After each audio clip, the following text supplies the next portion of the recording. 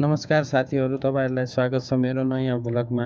आजको दिन निकै रमाइलो हुनेवाला छ, किनभने हामी घुम्न निस्किरहेछौँ। एउटा दामी ठाउँतिर कस्तो यात्रा हुन्छ, बाटोमा के कस्तो रमाइलो हुन्छ, अनि भिडियो मार्फत हजुरहरूलाई पस्किनेछु। त्यसले भिडियो अन्तिमसम्म हेरी च्यानललाई सब्सक्राइब गर्नु चाहिँ नबिर्सिनुहोस् ल।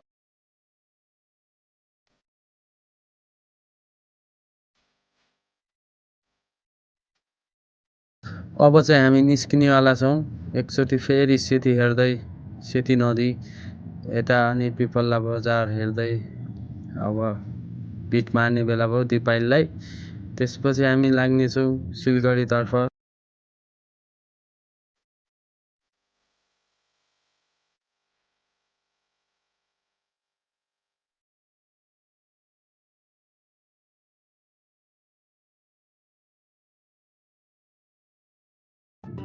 यो चाहिँ सिलगढी 0 पोइन्टदेखि दिपाइलको दृश्य, अर्थात् दिपाइल वरिपरिको दृश्य हो।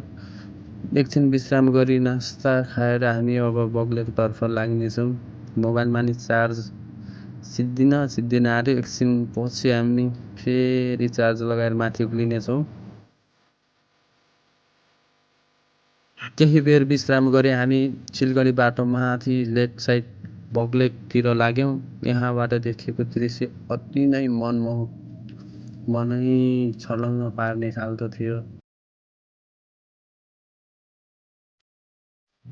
जङ्गलको बाटो हुँदै हामी माथि डाँडा पुग्यौँ। डाँडाबाट देखिरहेको सिलगढी साफे सडक खण्ड, यहाँको गाउँ अति नै रमाइलो रहेछ।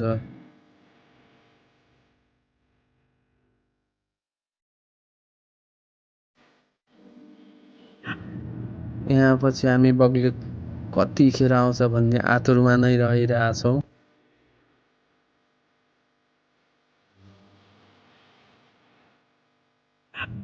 ठाउँ छोडेरै जान मन नलाग्ने यस्तो दामी दृश्यले त मनै खुसियाली भयो, मनै खुसी भयो।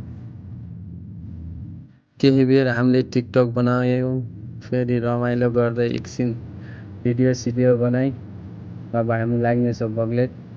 बग्लेत जाँदा त मान्छेको घुइँचो, कति धेरै मान्छे घुम्न आउने रह।